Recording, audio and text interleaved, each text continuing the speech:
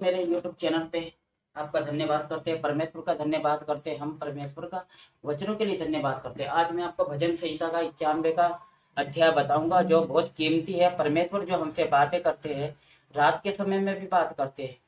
चलो हम शुरू करते हैं, समय ना गवा के। परमेश्वर का धन्यवाद हो। भजन संहिता का 91 का 1 का पहला वचन। जो परम प्रधान के छाए हुए स्थान में बैठा रहे, वह सर्वशक्तिमान की छाया में ठिकाना पाएगा। हालेलुया। परमेश्वर का वचन कहता है, जो परम प्रधान की छाए हुए स्थान में बैठा रहे, वो सर्वशक्तिमान की छाया में ठिकाना पाएगा। यदि हम परमेश्वर में बने रहे तो वो हमारे अंदर निवास करेगा, बसेगा, यदि हम पवित्र जीवन जिए तो। हालेलुया। अब परमेश्वर का दूसरा वचन 91 का दूसरा कहता है, मैं यहोवा के विषय कहूंगा, वे मेरा शरणस्थल और गढ़ है, वे मेरा परमेश्वर है, मैं उस पर भरोसा रखूंगा। हालेलुया। हमेशा हमें परमेश्वर में भरोसा रखना चाहिए। जिस तरीके से वचन में लिखा है, मैं यहोवा के विषय कहूंगा, वे मेरा शरण स्थान गढ़ है। जिस तरीके से मरियम जब अपनी बहन को मिलने के लिए गई थी, तो उस टाइम पे परमेश्वर ने उनको आशीष दिया था पवित्र आत्मा के द्वारा। तब उसकी बहन वचन बताती है, वचन के द्वारा, कि तू स्त्रियों में धन्य है। तो मरियम ये बोलती है, मेरा प्राण प्रभु की स्तुति करता है। हालेलुया। उसी तरीके से वचन बताता है, मैं यहोवा के विषय कहूंगा, वे मेरा शरण स्थान और गढ़ है, वे मेरा परमेश्वर है, मैं उस पर भरोसा रखूंगा। हालेलुया। परमेश्वर का तीसरा वचन कहता है, वह तुझे बहेलियों के जाल से और महामारी से बचाएगा। हालेलुया। परमेश्वर का वचन ये कहता है, वह तुझे बहेलियों के जाल से और महामारी से बचाएगा। परमेश्वर में यदि हम बने रहे तो हर एक परेशानी, दिक्कत, बीमारी हमसे दूर रहेगी। मगर क्यों? मगर कैसे? बीमारी तभी दूर रहेगी यदि हम पवित्र लहू अपने ऊपर लगा के चले रहे, क्योंकि पवित्र लहू में हमने जय और सामर्थ पाई है। हालेलुया। परमेश्वर का चौथा वचन कहता है 91 का भजन संहिता, वह तुझे अपने पंखों की आड़ में ले लेगा और तू उसके पैरों के नीचे शरण पाएगा। उसकी सच्चाई तेरे लिए ढाल और झिलम ठहरेगी। हालेलुया। परमेश्वर का वचन ये बताता है, वह तुझे अपने पंखों की आड़ में ले लेगा और तू उसके पैरों के नीचे शरण पाएगा। यदि हम किसी परेशानी, दिक्कत में भी आए, तो भी परमेश्वर हमें संभाल के रखेगा, ताकि हमें किसी तरीके की घटी कमी ना होने पाए, क्योंकि जो परमेश्वर ने हमसे वादा किया है, वो वादों पे कायम है परमेश्वर। हालेलुया। अब पांचवा वचन कहता है, तू रात के भय से डरेगा और ना उस तीर से जो दिन को उड़ता है। हालेलुया। यदि हम प्रार्थना करके रात में सोए, तो शैतान की कोई भी हलचल हमारे दिमाग में नहीं ठहरेगी, क्योंकि सोते समय बहुत से मसीह लोगों के दिमाग में एक ही चीज चलती है, भय विचार पाप, भय विचार पाप, भय विचार पाप, और बुराइयां चलती है। यह चीज शैतान ही भरमाता है रात के सपने में। और वैसे भी खान में यदि आप बिस्तर पर लेट जाए, तो वैसे ही आपका दिमाग चलने लगेगा उल्टा सीधा। इसलिए परमेश्वर का वचन भजन संहिता 91 का 5वां कहता, तू ना रात के भय से डरेगा और ना उस तीर से जो दिन को उड़ता है। वचन उन्हीं लोगों के लिए है और हमारे लिए, सभी के लिए है। परमेश्वर हमसे बातें करते हैं, क्योंकि ये किताब बाइबल कोई बेचैन करने वाली नहीं, ये अद्भुत किताब है, भविष्यवाणी है, जो जीवित वचन है, परमेश्वर का जीवित वचन और बातें है। क्योंकि परमेश्वर को हमें अपना दोस्त बनाना चाहिए। जिस तरीके से हम अपने संसारिक के शरीर के दोस्तों को दोस्ती बताते बढ़ाते हैं और बताते, आज मेरे साथ ये घटना हुई, मगर सबसे पहले हमें परमेश्वर को पहला दर्जा देना चाहिए और बताना चाहिए कि परमेश्वर तू मेरा दोस्त है और तू मुझे अपने पंखों की आड़ में ले लेगा। मुझे पूरा भरोसा है, आप मुझे हर महामारी से के जाल से, बहेलियों के जाल से, परेशानियों से बचाओगे। हालेलुया। आमीन। और छठा वचन कहता है, ना उस तीर से जो अंधेरे में फैलती है और ना उस महारोग से जो दिन दोपहर में उजाड़ता है। बहुत से लोग हमें उटपटांग सी बातें करते हैं, बहकाते हैं दिन में, परेशानी में। दिन भर हम परीक्षा में रहते हैं, क्योंकि हम दिनों में काम वाम करते हैं।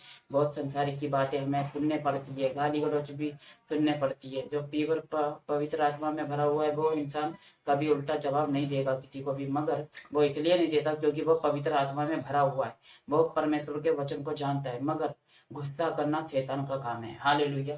आमीन। सातवां वचन कहता है, तेरे निकट 1000 और तेरे दाहिने ओर 10,000 गिरेंगे, परंतु वो तेरे पास ना आएगा। हालेलुया। परमेश्वर का वचन सातवां ये बताता है, तेरे निकट 1000 और तेरे दाहिने ओर 10,000 गिरेंगे।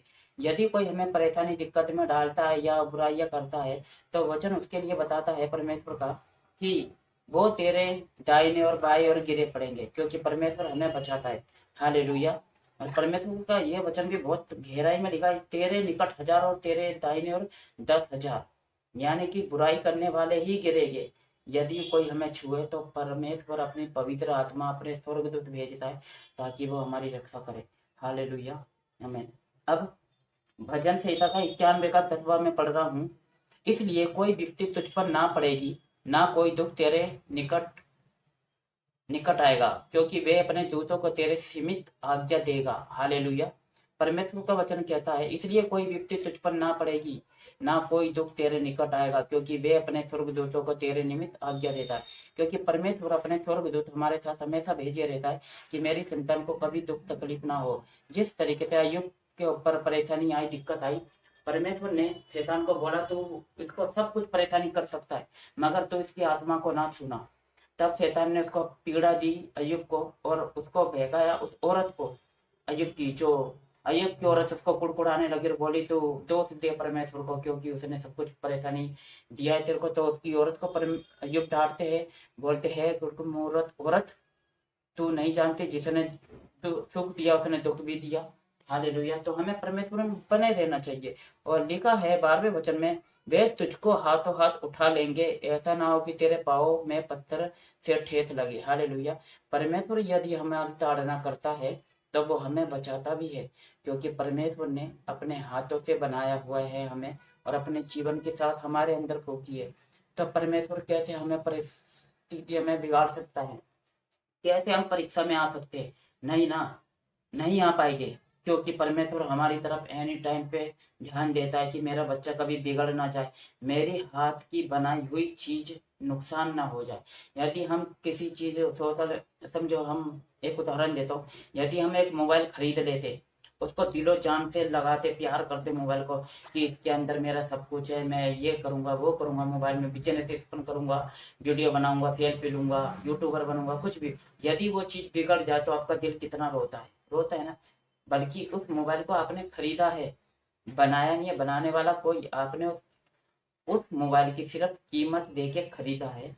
उसी तरीके से परमेश्वर ने भी अपने लहू बेच के हमें खरीदा है। तो परमेश्वर को भी बहुत दुख और तकलीफ होती है यदि हम कुछ बिगाड़ दे, परमेश्वर की बनाई हुई चीजें बिगाड़ दे, और हम जिस तरीके से पवित्र है हम अपने आप को गंदा करें, उठपटांग से गाली गलौज करे, प्यार मोहब्बत ना रखे, तो परमेश्वर को भी दुख होता है कि मैंने इसे अपने इतने लाड़ प्यार से बनाया और इतने लाड़ प्यार से खरीदा था अपना लहू देके, आज ये मेरा बेटा बिगड़ गया है।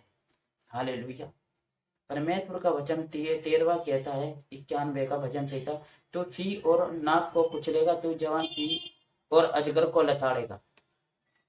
हमें वचन बताता है भजन संहिता का 91 का 13 वचन, तू सी और नाक को कुचलेगा, तू जवान सी और अजगर को लताड़ेगा। हम बहुत से मसीह लोग सोचते हैं हम सांप के ऊपर कूद जाएंगे, हमें कुछ नहीं होगा। नहीं, मगर ऐसा नहीं, क्योंकि परमेश्वर के वचन में लिखा हुआ है, तुम परमेश्वर की परीक्षा ना लेना। बहुत से मसीह लोग सोचते हैं हमें कुछ नहीं होगा। तुम खुद ही परीक्षा में पढ़ते हो, फिर बोलते परमेश्वर हमारे साथ ऐसा कैसे घटना हो गई, हम तो परमेश्वर आपके वचन को मानते। तुम जानबूझ के, और हम लोग कभी जानबूझ के ऐसी परीक्षा में नहीं पढ़नी चाहिए। जो चीज नुकसानदायक है उस चीजों पे ओवरटेक ना करो और उससे दूर ही रहो तो बेहतर है। बाकी परमेश्वर सभी पे शांति बनाए रखे। हालेलुया। मैं बस इतना ही बोलना चाहता हूँ, और मैं सभी भाई बहनों को धन्यवाद करना चाहता हूँ। अब मेरे इस यूट्यूब चैनल को सब्सक्राइब और लाइक करना, क्योंकि थोड़े दिन पहले ही मैंने ये चैनल बनाया है परमेश्वर की अगुवाई के लिए।